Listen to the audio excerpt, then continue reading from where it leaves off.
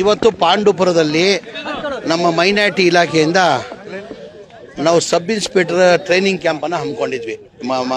ಈ ಮೊದಲೇ ಬಾರಿ ಇದು 400 ಟೋಟಲ್ 2100 ಅಪ್ಲಿಕೇಶನ್ ಬಂದಿತ್ತು. ಅದ್ರಲ್ಲಿ 400 ಜನನ ಆಯ್ಕೆ ಮಾಡಿದ್ವಿ. ಏನೇ ಸಬ್ ಇನ್ಸ್ಪೆಕ್ಟರ್ ಪೊಲೀಸ್ ಟ್ರೈನಿಂಗ್ ಕೊಡೋಕೆ. ಏನಕ್ಕಂದ್ರೆ ಈಗ ಸಬ್ ಇನ್ಸ್ಪೆಕ್ಟರ್ ಕಾಲ್ ಫಾರ್ ಮಾಡ್ತಾ ಇದ್ದಾರೆ. 1,000 ಜನದ್ದು 1,500 ಜನ ಕಾಲ್ ಫಾರ್ ಮಾಡ್ತಾ ಇದ್ದಾರೆ. ಹಾಗಾಗಿ ಅಲ್ಪಸಂಖ್ಯಾತರದು ಸಬ್ ಇನ್ಸ್ಪೆಕ್ಟರ್ ಟ್ರೈನಿಂಗ್ ಕ್ಯಾಂಪ್ ಅಂತ ಒಂದು ಪಾಂಡುಪುರದಲ್ಲಿ, ಮಂಡ್ಯದಲ್ಲಿ ಒಂದು 150 ಜನಕ್ಕೆ ಮಾಡಿದ್ವಿ. ಆಮೇಲೆ ಬೆಲ್ಗಾಮಲ್ಲಿ 150 ಜನಕ್ಕೇನೋ ಬೆಲ್ಗಾಮಲ್ಲಿ ಮಾಡಿದ್ವಿ. ಒಟ್ಟಾಗಿ 400 ಜನನ ಮಾಡಿದ್ವಿ. ಟೋಟಲ್ ಅಪ್ಲಿಕೇಶನ್ ಬಂದಿದ್ದು 2,300 ಅಪ್ಲಿಕೇಶನ್ ಬಂದಿದ್ರು. ಅದರಲ್ಲಿ 400 ಜನನ ಆಯ್ಕೆ ಮಾಡ್ಕೊಂಡು ಈ ಬಾರಿ ಮೊದಲೇ ಬಾರಿ ನಮ್ಮ ಸರ್ಕಾರ ಬಂದಾದ್ಮೇಲೆ, ಸಿದ್ದರಾಮಯ್ಯ ಅವರು ಮುಖ್ಯಮಂತ್ರಿ ಆದಮೇಲೆ ಈ ಸ್ಕೀಮನ್ನು ಮೊದಲೇ ಬಾರಿ ತಂದಿರೋದು. ಏನಕ್ಕಂದರೆ ಈಗ ಸಬ್ ಇನ್ಸ್ಪೆಕ್ಟರ್ನ ಕಾಲ್ ಫಾರ್ ಮಾಡ್ತಾ ಇದ್ದಾರೆ. ಹಾಗಾಗಿ 90 ದಿನ ಕ್ಯಾಂಪ್ ಇತ್ತು. ಎಲ್ಲ 90 ದಿನ ಕ್ಯಾಂಪಲ್ಲೇ ಇರಬೇಕು. ಊಟ ತಿಂಡಿ ಇರೋದು ವ್ಯವಸ್ಥೆ ಎಲ್ಲ ಮಾಡಿದ್ವಿ. ಇವತ್ತಿಗೆ ನೆನ್ನೆಗೆ ಮುಗೀತದು. ಮುಗೀತು. ಹಾಗಾಗಿ ಅವರಿಗೆ ಸನ್ಮಾನ ಮಾಡುವಂಥ ಕಾರ್ಯಕ್ರಮನ ಹಮ್ಮಿಕೊಂಡಿದ್ದು. ಆ ಕಾರಣಕ್ಕೆ ನಾನು ಬಂದಿದ್ದೀನಿ. ರಾಜ್ಯದಲ್ಲಿ ಮತ್ತೆ ಸಿಎಂ ಬದಲಾವಣೆ ವಿಚಾರ ಚರ್ಚೆ ಆಗ್ತದೆ. ಯಾರು ಹೇಳಿದ್ರು? ಯಾವ ಕ್ರಾಂತಿ ಅಂದ್ರೆ 2.5 ವರ್ಷ ಆಗುತ್ತೆ ನವೆಂಬರ್ಗೆ. ಏನೇನು ಕ್ರಾಂತಿ ಇಲ್ಲ. ಮುಖ್ಯಮಂತ್ರಿ ಕುರ್ಚಿಯಲ್ಲಿ ಸಿದ್ದರಾಮಯ್ಯ ಅವರು ಕೂತಿದ್ದಾರೆ. 5 ವರ್ಷ ಅವರೇ ಮುಖ್ಯಮಂತ್ರಿ ಆಗಿರ್ತಾರೆ. ನಾನಿಲ್ಲ, ನನ್ನ ಜೊತೆ ನಮ್ಮ ಅಧ್ಯಕ್ಷರು ಹೇಳಿದ್ದಾರೆ. ಸನ್ಮಾನ್ಯ DK ಶಿವಕುಮಾರ್ ಅವರು ಮೊನ್ನೆ ಮಾಧ್ಯಮದಲ್ಲಿ ಮಾತಾಡಿ ಮಾಧ್ಯಮ ಮುಖಾಂತರ DK ಶಿವಕುಮಾರ್ ಅವರು ಹೇಳಿದ್ದಾರೆ. ಏನಕ್ಕಂದರೆ ಮನೆ ಮುಖ್ಯಮಂತ್ರಿಗಳು ಮೈಸೂರಲ್ಲಿ ಹೇಳಿಕೆ ಕೊಟ್ಟಿದ್ರು, ಈ ಥರ 5 ವರ್ಷ ನಾನೇ ಮುಖ್ಯಮಂತ್ರಿ ಆಗಿರ್ತೀನಿ ಅಂತ ಹೇಳಲಿಕ್ಕೆ. ಮನೆ DK ಶಿವಕುಮಾರ್ ನಮ್ಮ ಪಕ್ಷದ ಅಧ್ಯಕ್ಷರು, ನಮ್ಮ ನಾಯಕರು, ಅವರು ಹೇಳಿಕೆನ ಕೊಟ್ಟಿದ್ದಾರೆ. ಸಿದ್ದರಾಮಯ್ಯ ಹೇಳ್ತಾ ಇರೋದು ಸರಿ. ಈಗ ನಮ್ಮ ಪಕ್ಷ ಹೈಕಮಾಂಡ್ ಪಕ್ಷ, ತೀರ್ಮಾನ ಮಾಡಬೇಕಾಗಿರೋದು ಯಾವುದು? ಹೈಕಮಾಂಡ್ ಮಾಡಬೇಕಾಗಿರೋದು. ನಾವೆಲ್ಲ ಹೈಕಮಾಂಡ್ ತೀರ್ಮಾನಕ್ಕೆ ನಾವೆಲ್ಲ ಬದ್ಧ. ನಾವು ಹೈಕಮಾಂಡ್ ಗೆರೆ ಹಾಕಿದ್ದು ನಾವು ಯಾರು ಗೆರೆ ದಾಟಲ್ಲ. ಈಗ ಎಲ್ಲ ಅವ್ರವ್ರ ಫಾಲೋವರ್ಸ್ಗೆ ಅವ್ರವ್ರಿಗೆ ಆಸೆ ಇರ್ತದೆ, ಮುಖ್ಯಮಂತ್ರಿ ಆಗ್ಬೇಕು ಇಲ್ಲ ಅಂತ ಇಲ್ಲ, ಇರ್ತದೆ. ಈಗ ಮನೆ ಅಧ್ಯಕ್ಷನೇ ಅಂದ್ಬಿಟ್ರಲ್ಲ, ಅಧ್ಯಕ್ಷ ಆದ್ಮೇಲೆ ಬೇರೆ ಮಾತೇ ಇಲ್ಲಲ್ಲ. ಯಾರ ಬಗ್ಗೆನೂ ಮಾತಾಡ್ಕೊಡ್ದು. ವ್ಯಕ್ತಿಗಿಂತ ಪಕ್ಷ ಮುಖ್ಯ. ಯಾರ ಬಗ್ಗೆ ಮಾತಾಡಬಾರ್ದು. ಯಾರನ್ನ ಮಾತಾಡಿದ್ರೆ ಅವ್ರ ಮೇಲೆ ಕ್ರಮ ತಗೊಂತೀನಿ ಅಂತ ಹೇಳಿದ್ದಾರೆ. ರಂಗನಾಥ್ಗೆ ನೋಟಿಸ್ ಸರ್ವ್ ಮಾಡಿದ್ದಾರೆ. ನಮ್ಮ ಇಕ್ಬಾಲ್ ಹುಸೇನ್ಗೆ ನೋಟಿಸ್ ಸರ್ವ್ ಮಾಡಿದ್ದಾರೆ. ಹಾಗಾಗಿ ನಮ್ಮ ಪಕ್ಷ ಹೈಕಮಾಂಡ್ ತೀರ್ಮಾನ ಮಾಡ್ತಾರೆ. ಈಗ ಸದ್ಯಕ್ಕೆ ಸಿದ್ದರಾಮಯ್ಯ ಅವರ ಕುರ್ಚಿಯಲ್ಲಿ ಕೂತಿದ್ದಾರೆ. 5 ವರ್ಷ ಅವರೇ ಮುಂದುವರಿತಾರೆ ಅಂತ ನಾವು ಬರೋ ಆಸೆ ಇಟ್ಕೊಂಡಿದ್ದೀವಿ. ನಾವು ನವೆಂಬರ್ ಕ್ರಾಂತಿ ಆಗ್ತದೆ ಅಂತ ಹೇಳಿ ಅಶೋಕ್ BJP ಅವ್ರಿಗೆ ಏನು ಕೆಲಸ? ಈಗ ದಸರಾನೇ ಮಾಡಲ್ಲ ಅಂದ್ರೆ ಅಶೋಕ್ ಅವರು. ಅಶೋಕ್ ಅವ್ರು ಹೇಳಿದ್ರೆ ಯಾವ ಥರ ಒಂದು ಮಾತು ಸತ್ಯ ಆಗಿದೇನ್ರಿ? ಒಂದು ತೋರಿಸಿ ನನಗೆ ಉದಾಹರಣೆ. ಅಶೋಕ್ ಅವ್ರು ಯಾವಾಗ ಏನಾರು ಹೇಳಿದ್ರಲ್ಲ, ಅದು ಒಂದು ಯಾವುದನ್ನ ಆಗಿರೋದು ಹೇಳಿ ನೀವು. ಈಗ ಏನಂದ್ರು ಹೋದ ವರ್ಷ ಈ ಸಿದ್ದರಾಮಯ್ಯ ದಸರಾ ಹಬ್ಬ ಮಾಡಲ್ಲ ಬರೋ ವರ್ಷ ಅಂದರು. ಮಾಡಿಲ್ವ ಸಿದ್ದರಾಮಯ್ಯ ಅವರು? ಹಾಗಾಗಿ ಅವ್ರ ಪಕ್ಷದ ನೋಡ್ಕೊಳ್ಳಿ. ಇಂಟ್ರಲ್ ಅವ್ರ ಪಕ್ಷದಲ್ಲಿ 5-6 ಗುಂಪಾಗಿದೆ. ನಮ್ಮ ಪಕ್ಷದ ವಿಚಾರ ಬಿಟ್ಟಾಗಿ ಅಂತೇಳಿ ಅವ್ರ ಪಕ್ಷನೇ ನೆಲ್ಲಾಕಿಚ್ಚಿದೆ. ಇನ್ನು ಅವ್ರು ಈ ಕರ್ನಾಟಕದಲ್ಲಿ ಅಧಿಕಾರ ಬರಬೇಕಂದ್ರೆ ಕನಿಷ್ಠ 15 ವರ್ಷ ಆಯ್ತು. ಇವತ್ತು ಬರ್ದಿಕೊಳ್ಳಿ, ಮಂಡ್ಯದಲ್ಲಿ ಜಮೀರ್ ಅಹಮದ್ ಖಾನ್ ಹೇಳಿಕೆನ ಕೊಟ್ರಂತ ಬರ್ದಿಕೊಳ್ಬೇಕು ನೀವು. 28ರಲ್ಲೂ ನಮ್ಮದೇ ಸರ್ಕಾರ.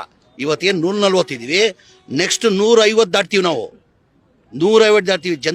ಜನ ಬೆಂಬಲ ಇದೆ ನಮಗೆ. ಏನಕ್ಕಂದರೆ ಮೊನ್ನೆ ಚುನಾವಣೆಯಲ್ಲಿ ಉಪಚುನಾವಣೆ ಆಯಿತು 3 ಕಡೆ. ಬಳ್ಳಾರಿ, ಸಣ್ಣೂರು, ಬಳ್ಳಾರಿಯಲ್ಲಿ ಒಂದಾಯಿತು, ಚನ್ನಪಟ್ಟಣ ಆಯಿತು, ಸಿಗ್ಗಾಂವ್ ಆಯಿತು. ಬಳ್ಳಾರಿ ನಾವು ಗೆಲ್ತಾ ಇದ್ವಿ, ಸಣ್ಣೂರು ನಾವು ಗೆಲ್ತಾ ಇದ್ವಿ. ನಿರೀಕ್ಷೆ ಇತ್ತು ನಮಗೆ. ಚನ್ನಪಟ್ಟಣ ತಮಗೆ ಗೊತ್ತಿತ್ತು, ಫೈಟ್ ಇತ್ತು. ನಿಖಿಲ್ ಒಲೆ ಅಭ್ಯರ್ಥಿ ಆಗಿದ್ರು, BJP ಇಬ್ಬರು ಒಂದಾದರು. ಆಮೇಲೆ ಸಿಗ್ಗಾಂವ್ ನಮಗೆ ಭರೋಸೆ ಇರಲಿಲ್ಲ. ನಮಗೆ ಏನಕ್ಕಂದರೆ ಬಸವರಾಜ ಬೊಮ್ಮಾಯಿಯವ್ರ ಮಗ ನಿಂತಿದ್ದ, ನಮಗೆ ಭರೋಸೆ ಇರಲಿಲ್ಲ. ಅಲ್ಲಿ ಗೆದ್ದಿಲ್ಲ ನಾವು. ಯಾಸೀರ್ ಖಾನ್ ಪಠಾಣ್ ಗೆದ್ದಿಲ್ವಾ? ನಾವು ಒಳ್ಳೆ ಸರ್ಕಾರ ಕೊಟ್ಟಿಲ್ಲ, ಜನ ಗೆಲ್ಸೋರ. 3 ಉಪಚುನಾವಣೆದಲ್ಲಿ ನಾವು ಗೆದ್ದಿದ್ದೀವಿ. ಇನ್ನು ಮುಂದೇನು 2028ಅಲ್ಲಿ ಇವತ್ತೇನು 140 ಇದೀವಿ, ನಾವು 150 ಮೇಲೆ ಬರ್ತೀವಿ. ಬರ್ದಿಕೊಳ್ಳಿ ನೀವು. ಯಾವ ಕಾರಣಕ್ಕೆ ಅದು ಯಾರು ತೀರ್ಮಾನ ಕೇಳಿ ಸರ್. ಈಗ ಮನೆಯ ಅಧ್ಯಕ್ಷರನ್ನೇ ಹೇಳ್ಬಿಟ್ಟಿದ್ದಾರೆ ನಿನ್ನೆ. ಈಗ ಸಿದ್ದರಾಮಯ್ಯ ಅವ್ರು ಹೇಳಿಕೆ ಕೊಟ್ಟರು ಮೈಸೂರಲ್ಲಿ, ನಾನೇ 5 ವರ್ಷ ಮುಖ್ಯಮಂತ್ರಿ ಆಗಿರ್ತೀನಿ ಅಂದರೆ ಪಕ್ಷ ನನ್ನ ಬದಲಾವಣೆ ಮಾಡಬೇಕಾದ್ರೆ ಹೈಕಮಾಂಡ್ ಅಂತ ಹೇಳಿದ್ದಾರೆ. ಅದಕ್ಕೆ ಅಧ್ಯಕ್ಷರು ಏನಂದ್ರು ನಿನ್ನೆ DK ಶಿವಕುಮಾರ್ ಸಾಹೇಬರು? ಹೌದು, ಸಿದ್ದರಾಮಯ್ಯ ಅವ್ರು ಹೇಳ್ತಾರೆ ಸರಿನೇ, ನಮ್ಮ ಪಕ್ಷ ಹೈಕಮಾಂಡ್ ನಿರ್ಧಾರ ತಗೊಂತಾರೆ, ಅದಕ್ಕೆ ನಾವೆಲ್ಲ ಬದ್ಧ ಅಂತ. ನಾವೆಲ್ಲ ಹೈಕಮಾಂಡ್ ರೀ.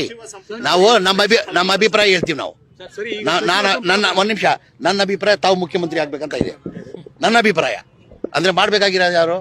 ನಾನು ಮಾಡ್ಬೇಕು. ನನ್ನ ಅಭಿಪ್ರಾಯ ಹೇಳ್ಬೋದು. ತಮ್ಮ ಹೆಸರೇನು? ಬಾಲು ಸರ್. ತಾವು ಮುಖ್ಯಮಂತ್ರಿ ಆಗ್ಬೇಕಂತ ನನ್ನ ಆಸೆ, ನನ್ನ ಅಭಿಪ್ರಾಯ. ಹಾಗಾಗಿ ಸಾಧ್ಯನಾ? ಅದು ತೀರ್ಮಾನ ಮಾಡಬೇಕಾಗಿರೋದು ಯಾರು? ನಮ್ಮ ಪಕ್ಷ, ಹೈಕಮಾಂಡ್ ಪಕ್ಷ. ನೋಡ್ರಿ, ಹೈಕಮಾಂಡ್ ತೀರ್ಮಾನ ಮಾಡಬೇಕಾಗಿರೋದು. ಅವರು ಮುಖ್ಯಮಂತ್ರಿ ಆಗ್ಬೇಕಂತ ಆಸೆ ಇದೆ, ಆಗ್ಬೇಕಂತ ನಾವು ಬಯಸ್ತೀವಿ. ಅಂದ್ರೆ ಈ 5 ವರ್ಷ ಸಿದ್ದರಾಮಯ್ಯ ಅವರು ಮುಖ್ಯಮಂತ್ರಿ ಇರ್ತಾರೆ. ಎಲ್ಲ ಸಹಜ ಎಲ್ಲರಿಗೂ ರೀಶಫಲ್ ಅಂತೂ ಮಾಡ್ತಾರಂತ ಸುದ್ದಿ ಇದೆ. ನವೆಂಬರ್ ಆದ್ಮೇಲೆ ರೀಶಫಲ್ ಮಾಡ್ತಾರಂತ ಸುದ್ದಿ ಇದೆ. ಎಲ್ಲರಿಗೂ ಆಸೆ ಇರ್ತದೆ. ಈಗ 140 ಜನ ಇದ್ದೀವಿ. ಅದನ್ನು ನನ್ನ ಅನಿಸಿಕೆ ಸೀನಿಯರ್ಸೇ 2 ಬಾರಿ 3 ಬಾರಿ ಗೆದ್ದಿರೋರು ಕನಿಷ್ಠ 70 ಜನ ಮೇಲೆ ಅರ್ಧಕ್ಕಿಂತ ಮೇಲೆ ಇದ್ದಾರೆ. ಎಲ್ಲರಿಗೂ ಆಸೆ ಇರ್ತದ ಒಂದ್ಸತಿ ನಮಗೂ ಅವಕಾಶ ಸಿಗಬೇಕು, ನಾವು ಮಂತ್ರಿ ಆಗ್ಬೇಕಂತ. ಅದ್ರಲ್ಲಿ ತಪ್ಪೇನಿಲ್ಲ ಅಲ್ಲ. ಅದಕ್ಕೆಲ್ಲ ಏನಿದ್ರು ಅಲ್ಲಿ ತೀರ್ಮಾನ ಮಾಡೋರು ಯಾರು? ಮನೆ ಮುಖ್ಯಮಂತ್ರಿಗಳು, ಮನೆ ಅಧ್ಯಕ್ಷ ಆದಂಥ DK ಶಿವಕುಮಾರ್ ಅವರು, ನಮ್ಮ ಹೈಕಮಾಂಡ್ ಅವ್ರು ತೀರ್ಮಾನ. ಏನಕ್ಕೆ ಈಗ BJಪಿಗೆ ಬೇರೆ ಕೆಲಸ ಏನ್ರಿ? ಅವ್ರು ಯಾವತ್ತನ BJP ಅವರು ನಾವು ಇಂಥ ಅಭಿವೃದ್ಧಿ ಕೆಲಸ ನಾವು ಅಂತ ಗಂಟಾಘೋಷವಾಗಿ ನಾವು ಹೇಳ್ತೀವಿ. ಸಿದ್ದರಾಮಯ್ಯ 2013 ಹಿಡ್ಕೊಂಡು 2018ವರೆಗೂ ಮುಖ್ಯಮಂತ್ರಿ ಆಗಿದ್ರು, ಇಂಥ ಭಾಗ್ಯಗಳು ಕೊಟ್ಟರು. 2023 ಹಿಡ್ಕೊಂಡು ಈಗ ಮುಖ್ಯಮಂತ್ರಿ ನಮ್ಮ ಸರ್ಕಾರ ಇದೆ, ನಾವು ಇಂಥ ಕಾರ್ಯಕ್ರಮ ಕೊಡ್ತೀವಿ ಅಂತ ಹೇಳಿದ್ವಿ. BJಪಿಯವರು ಇಡೀ ದೇಶದಲ್ಲಿ, ನಮ್ಮ ರಾಜ್ಯದ್ದು ಮಾತಾಡ್ತಲ್ಲ ನಾನು, ಇಡೀ ದೇಶದಲ್ಲಿ BJಪಿಯವರು ಅವ್ರ ಕಾರ್ಯಕ್ರಮನ ತೋರಿಸಿ ಮಾತಾಡಿದಾರ? ಕಾರ್ಯಕ್ರಮ 0. ಬರೆಯೋರ್ಗೇನು ಹಿಂದೂ ಮುಸಲ್ಮಾನ್. ಅವ್ರು ಯಾವ ಹಿಂದೂನು ಬೇಕಾಗಿಲ್ಲ, ಯಾವ ಮುಸಲ್ಮಾನು ಬೇಕಾಗಿಲ್ಲ. ಅವ್ರು ಬೇಕಾಗಿರೋದು ಕುರ್ಚಿ. ಯಾವುದೋ ನಾವು ಮಾಡ್ಬೇಕು ತಾನೆ. ಈಗ ಮಾನ್ಯ ಪ್ರಧಾನಮಂತ್ರಿಗಳು ನರೇಂದ್ರ ಮೋದಿಜಿಯವರು ಏನಂತ ಘೋಷಣೆ ಮಾಡಿದ್ರು? ಎಲ್ಲ ಅಕೌಂಟಲ್ಲಿ 15 ಲಕ್ಷ ಹಾಕ್ತೀನಂದ್ರು. 15 ಪೈಸೆ ಹಾಕಿದಾರ? ಬರೀ ಮಾತಿಂದ ಘೋಷಣೆ. ನಾವು 5 ಗ್ಯಾರಂಟಿಯನ್ನು ಘೋಷಣೆ ಮಾಡಿದ್ವಿ. ಏನಂದ್ರು ಇದೇ ವಿರೋಧ ಪಕ್ಷದವರು, ಇದೇ ಅಶೋಕ್ ಅವರು ಏನಂದ್ರು? ಈ ಗ್ಯಾರಂಟಿಗಳಿಗೆ ಸಾಧ್ಯ ಆಗಲ್ಲ, ಈ ಗ್ಯಾರಂಟಿಗಳು ಕೊಡಬೇಕಾದ್ರೆ 55ರಿಂದ 60 ಸಾವಿರ ಕೋಟಿ ಆಗ್ತದೆ, ಈ ಬರೇ ರಾಜಕೀಯ ಭಾಷಣ ಮಾಡಿದ್ದಾರೆ, ಈ ಗ್ಯಾರಂಟಿಗಳು ಕೊಡೋಕ್ಕಾಗಲ್ಲ ಅಂದರು. ನಾವು ಬಂದಿದ್ದ ಸರ್ಕಾರ ಒಂದೇ ತಿಂಗಳಲ್ಲಿ ಗ್ಯಾರಂಟಿಗಳು 5 ಗ್ಯಾರಂಟಿ ಅದ್ರ ಜೊತೆಲಿ 6ನೇ ಗ್ಯಾರಂಟಿ ಅಂತೀವಿ. ಇವ್ರದ್ದೇ ಸರ್ಕಾರ ಇತ್ತಿಲ್ಲ, BJP ಸರ್ಕಾರ ಇತ್ತಿಲ್ಲ. ಸಿದ್ದರಾಮಯ್ಯ ಇರುವಾಗನೇ, ಹಿಂದಿನ ಸರ್ಕಾರದಲ್ಲಿ ಸಿದ್ದರಾಮಯ್ಯ ಮುಖ್ಯಮಂತ್ರಿ ಇರುವಾಗ ಸ್ಲಮ್ ಬೋರ್ಡಲ್ಲಿ 1,80,250 ಮನೆಗಳು ಸ್ಯಾಂಕ್ಷನ್ ಮಾಡಿದರು. ಅದಾದಮೇಲೆ ರಾಜೀವ್ ಗಾಂಧಿ AHP ಸ್ಕೀಮ್ ಅಂತ ಅಲ್ಲಿ 47,860 ಮನೆಗಳು ಸ್ಯಾಂಕ್ಷನ್ ಮಾಡಿದ್ರು. ಒಟ್ಟಾಗಿ 2,30,000 ಮನೆಗಳು ಸಿದ್ದರಾಮಯ್ಯ ಇರುವಾಗ ಹಿಂದಿನ ಸರ್ಕಾರದಲ್ಲಿ ಸ್ಯಾಂಕ್ಷನ್ ಮಾಡಿದ್ರು. ಒಂದು ಮನೆ ಕಟ್ಟಬೇಕಾದ್ರೆ 7.5 ಲಕ್ಷ ರೂಪಾಯಿ ಆಗ್ತದೆ. ಕೇಂದ್ರ ಸರ್ಕಾರ ಏನು ಮಾಡ್ತಾರೆ? ಪ್ರಧಾನ ಮಂತ್ರಿ ಆವಾಸ್ ಯೋಜನಾ ಅಂತ ಹೇಳ್ಬಿಟ್ಟು 1.5 ಲಕ್ಷ ಕೊಡ್ತಾರೆ. ಅದಕ್ಕೆ GST ಹಾಕಿ ಬಡವ್ರ ಮನೆಗೆ 1,38,000 ವಾಪಸ್ ತೊಗೊಳ್ತವ್ರೆ. ಆ ಕಾರಣಕ್ಕೆ ಮನೆಗಳು ಕಂಪ್ಲೀಟ್ ಆಗ್ತಾ ಇಲ್ಲ. ಕೇಂದ್ರ ಸರ್ಕಾರದಿಂದ 1.5 ಲಕ್ಷ ಕೊಡ್ತಾಯಿದ್ರು, ರಾಜ್ಯ ಸರ್ಕಾರದಿಂದ 1.5 ಲಕ್ಷ ಕೊಡ್ತಾಯಿದ್ರು. 7.5 ಲಕ್ಷ 3 ಲಕ್ಷ ಹೋದರೆ ಎಷ್ಟು? 4.5 ಲಕ್ಷ ಬೆನಿಫಿಷರಿ ಕೊಡೋಕ್ಕೆ ಸಾಧ್ಯ ಆಗ್ತಾ ಇಲ್ಲ. ನನಗೆ ಅವಕಾಶ ಕೊಟ್ಟಾದ್ಮೇಲೆ ನಮ್ಮ ಪಕ್ಷ ನನಗೆ ಮಂತ್ರಿ ಮಾಡ್ದಾದ್ಮೇಲೆ, ನನಗೆ ಅವಕಾಶ ಸಿಕ್ಕಾದ್ಮೇಲೆ, ನನ್ನ ಮಾಹಿತಿ ಬಂದಾದ್ಮೇಲೆ ನಾನು ಹೆಂಗಪ್ಪ ಮನೆ ಮುಖ್ಯಮಂತ್ರಿ ಗಮನಕ್ಕೆ ತರೋದಿದ್ದು. ಏನಕ್ಕೆ ಗ್ಯಾರಂಟಿಗಳಿಗೆ 55ರಿಂದ 60 ಸಾವಿರ ಕೋಟಿ ಆಗ್ತದೆ. ಈ ಮನೆಗಳು ಕಂಪ್ಲೀಟ್ ಮಾಡಬೇಕಾದ್ರೆ 2,30,000 ಮನೆಗಳು ಕಂಪ್ಲೀಟ್ ಮಾಡಬೇಕಾದ್ರೆ ಕನಿಷ್ಠ 9.5 ಸಾವಿರ ಕೋಟಿ ಬೇಕಾಗ್ತದೆ. ಹೆಂಗೆ ಮನೆ ಮುಖ್ಯಮಂತ್ರಿ ಗಮನಕ್ಕೆ ತರೋದಂತ ಧೈರ್ಯ ಮಾಡಿ ಮುಖ್ಯಮಂತ್ರಿ ಗಮನಕ್ಕೆ ತಂದೆ. ಸರ್, ಹಿಂದಿನ ಸರ್ಕಾರದಲ್ಲಿ ತಾವೇ ಮುಖ್ಯಮಂತ್ರಿ ಇರುವಾಗ ಈ ಮನೆಗಳು ಸ್ಯಾಂಕ್ಷನ್ ಆಗಿದ್ದು. ಪಾಪ ಬಡವ್ರು ಬೀದಿಯಲ್ಲಿದ್ದಾರೆ ಸರ್, ಅವ್ರು 4.5 ಲಕ್ಷ ಕೊಡೋಕ್ಕೆ ಸಾಧ್ಯ ಆಗಲ್ಲ, ನಾವೇ ಸರ್ಕಾರ ವತಿಯಿಂದ ಕಟ್ಕೊಡ್ಬೇಕಾಗ್ತದೆ ಅಂತ ಮನೆ ಮುಖ್ಯಮಂತ್ರಿ ಗಮನಕ್ಕೆ ತಂದೆ. ಮನೆ ಮುಖ್ಯಮಂತ್ರಿಗಳು 2-3 ಮೀಟಿಂಗ್ ಮಾಡಿ ನೀನು ಹೇಳ್ತಾರ ಸತ್ಯ ಹಾಕೋಣ, ಇದು ಬಡವ್ರು ಕೊಡೋಕ್ಕೆ ಸಾಧ್ಯ ಆಗಲ್ಲ, ಅದು ಎಷ್ಟನ್ನ ಕಷ್ಟ ಆಗಲಿ ತೊಂದರೆ ಆಗಲಿ ದುಡ್ಡನ್ನು ನಾನು ಸರ್ಕಾರ ವತಿಯಿಂದ ಕೊಡ್ತೀನಿ, ಮನೆಗಳು ಕಂಪ್ಲೀಟ್ ಮಾಡಿ ಅಂತ ಫೆಬ್ರವರಿಯಲ್ಲಿ ಕ್ಯಾಬಿನೆಟ್ ತಂದು ಅಪ್ರೂವ್ ಮಾಡಿ 500 ಕೋಟಿ ಕೊಟ್ಟಿದ್ದ ಕಾರಣಕ್ಕೆ ನಾವು 36,789 ಮನೆಗಳು ಕೊಟ್ವಿ. ಏನಕ್ಕೆ BJP ಅವ್ರು ಕೊಡೋಕ್ಕೆ ಸಾಧ್ಯ ಆಗಲಿಲ್ಲ? ಅವ್ರು ಸರ್ಕಾರ ಇತ್ತಿಲ್ಲ 4 ವರ್ಷ. ಅವ್ರಿಗೆ ಬಡವ್ರ ಬಗ್ಗೆ ಕಾಳಜಿ ಇರಲಿಲ್ವಾ? ಹಾಂ, ಸಿದ್ದರಾಮಯ್ಯ ಮಾತ್ರನ, ಕಾಂಗ್ರೆಸ್ ಪಕ್ಷಕ್ಕೆ ಮಾತ್ರನ ಬಡವ್ರ ಬಗ್ಗೆ ಕಾಳಜಿ? ಈಗ ಬರೋ ತಿಂಗಳಲ್ಲಿ ನವೆಂಬರ್ 29 ಮಾನ್ಯ ಮುಖ್ಯಮಂತ್ರಿಗಳು ಡೇಟ್ ಕೊಟ್ಟಿದ್ದಾರೆ. 42,345 ಮನೆಗಳು ಕೊಡ್ತಾ ಇದ್ದೀವಿ. ಏನಕ್ಕೆ BJP ಅವ್ರು ಕೊಡೋಕ್ಕೆ ಸಾಧ್ಯ ಆಗಲಿಲ್ಲ? ಏನಾರ BJP ಅವರು ಸ್ಲಮ್ ಬೋರ್ಡಲ್ಲಿ, ಇವತ್ತು ಮಾಧ್ಯಮ ಮುಂದೆ ಹೇಳ್ತಾ ಇದ್ದೀನಿ ನಾನು, ಸ್ಲಮ್ ಬೋರ್ಡಲ್ಲಿ ರಾಜೀವ್ ಗಾಂಧಿಯಲ್ಲಿ ಏನಾರ 1 ಮನೆ BJP ಅವ್ರು ಕೊಟ್ಟಿದ್ರೆ ದೇವರನ್ನೇ ಹೇಳ್ತೀನಿ ನಾನು, ರಾಜಕೀಯದಿಂದ ನಿವೃತ್ತಿ ತೊಗೊಳ್ತೀನಿ ನಾನು. ಸಾಬೀತು ಮಾಡಲಿ. ಇಷ್ಟೆಲ್ಲ ಅಶೋಕ್ ಮಾತಾಡ್ತಾರಲ್ಲ, ಚಾಲೆಂಜ್, ನಾಳೆನೇ ರಾಜೀನಾಮೆ. ಸ್ಲಮ್ಮಲ್ಲಿ ಇಂಥದ್ದು ನಾವು ಇಷ್ಟು ಮನೆ ಕೊಟ್ಟಿದ್ವಿ ಅಂತ ಸಾಬೀತು ಮಾಡಿಬಿಡಲಿ, ನಾಳೆನೇ ರಾಜೀನಾಮೆ ಕೊಡ್ತೀನಪ್ಪ ನಾನು. ರಾಜಕೀಯದಿಂದ ನಿವೃತ್ತಿ ತೊಗೊಳ್ತೀನಿ ನಾನು. BJP ಮುಖಂಡರಿಗೆ, ವಿಜೇಂದ್ರವ್ರಿಗೂ ಚಾಲೆಂಜ್ ಮಾಡ್ತಾ ಇದ್ದೀನಿ, ಅಶೋಕ್ ಅವ್ರಿಗೂ ಹೇಳ್ತಾ ಇದ್ದೀನಿ ನಾನು. 1 ಮನೆ 2019 ಹಿಡ್ಕೊಂಡು 23ವರೆಗೂ ಅವ್ರು ಇದ್ರಲ್ಲ, 1 ಮನೆ ಸ್ಲಮ್ ಬೋರ್ಡಲ್ಲಿ ಕೊಟ್ಟಿದ್ದಂತ ಅವ್ರು ಸಾಬೀತು ಮಾಡಿಬಿಟ್ರೆ ನಾನು ರಾಜಕೀಯದಿಂದ ನಿವೃತ್ತಿ ತೊಗೊಳ್ತೀನಿ.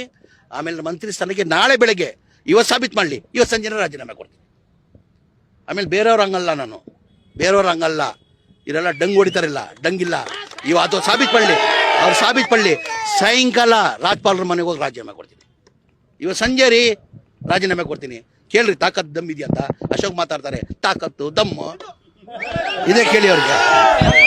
ಮತ್ತೊಂದ್ ಕಡೆ ಬೆಳಗಾವಿಯಲ್ಲಿ ಘೋಷಣೆ ವೇಳೆ ಕಲ್ಲು ತೂರಾಟ ಆಗಿದೆ ಸರ್. ಅಲ್ಲ, ಅದು ನನ್ನ ಮಾಹಿತಿ ಬಂತು, ಅದು ಆಗ್ಬಾರ್ದಾಗಿತ್ತು. ಅದು ನೋಡ್ರಿ, ಯಾವತ್ತು ನಮ್ಮ ದೇಶ, ನಮ್ಮ ರಾಜ್ಯ, ದೇಶದಲ್ಲೂ ನಮ್ಮ ರಾಜ್ಯ ಎಲ್ಲ ಒಟ್ಟಾಗಿ ಬಾಡ್ತಿರೋದು, ಒಂದು ದೇಶ ಪ್ರೀತಿಯಿಂದ ಬಾಡ್ತಿರೋದು. ಆ ಘಟನೆ ಆಗ್ಬಾರ್ದಾಗಿತ್ತು. ಆ ಘಟನೆ ಆಯ್ತು ಅಂತ ಕೇಳಿ ನನಗೂ ಒಂದು ನೋವಾಯ್ತು. ಇದು ಯಾರು ಆಗದವ್ರವ್ರು ಮಾಡ್ತಾರೆ, ಇದು ಆಗ್ಬಾರ್ದ್ರಿ ಇಂಥದ್ದೆಲ್ಲ ಘಟನೆ. ನಾವೆಲ್ಲ ಒಂದೇ ರೀ. ನಾವು ಯಾರೂ ಹುಟ್ಟುವಾಗ ಕೇಳುಟ್ಟಲ್ಲ, ಅಮ್ಮ ತಾಯಿ ನಾನು ಮುಸಲ್ಮಾನ್ ಆಗಿಬಿಡ್ಬೇಕು, ನಾನು ಹಿಂದೂ ಆಗಿಬಿಡ್ಬೇಕಂತ. ಆ ಧರ್ಮದಲ್ಲಿ ಹುಟ್ಟಿದ್ದೀವಿ. ಯಾರೂ ಕೇಳುಟ್ಟಲ್ಲ ನಾನು ಹಿಂದೂ ಹುಟ್ಟಬೇಕು ಮುಸಲ್ಮಾನ. ಆಮೇಲೆ ರಾಜಕಾರಣಿಗಳು ಒಂದು ಕಿವಿ ಮಾತು ಹೇಳ್ತೀನಿ ನಾನು ನಿಮ್ಮ ಮಾಧ್ಯಮ ಮುಖಾಂತರ. ಯಾರನ್ನ ರಾಜಕೀಯಕ್ಕೆ ಬಂದಾದ್ಮೇಲೆ ದಯಮಾಡಿ ಜಾತಿ ಮಾಡಕ್ಕೆ ಹೋಗ್ಬೇಡಿ. ಏನಕ್ಕಂದ್ರೆ ಲಕ್ಷಾಂತರ ಜನ ನಮ್ಮನ್ನ ಬಿಡ್ತಾರೆ. ನೀವು ಹಂಗೂ ಜಾತಿ ಮಾಡಂಗಿದ್ರೆ ಮನೇಲಿ ಕೂತ್ಕೊಂಡು ಜಾತಿ ಮಾಡ್ಕೊಳ್ಳಿ. ರಾಜಕೀಯಕ್ಕೆ ಬಂದಾದ್ಮೇಲೆ ಜಾತಿ ಮಾಡ್ಕೊಡ್ದು. ಏನಕ್ಕಂದ್ರೆ ನಮ್ಮನ್ನ ಲಕ್ಷಾಂತರ ಜನ ನಂಬಿರ್ತಾರೆ. ನಾವೇನಾರು ರಾಜಕೀಯಕ್ಕೆ ಬಂದು ಜಾತಿ ಮಾಡಿದ್ರೆ ನಮ್ಮ ಮಕ್ಕಳು, ನಾವಿಲ್ಲ, ನಮ್ಮ ಮಕ್ಕಳು ಹುಳ ಬಿಚ್ಚಾಯ್ತಾರೆ.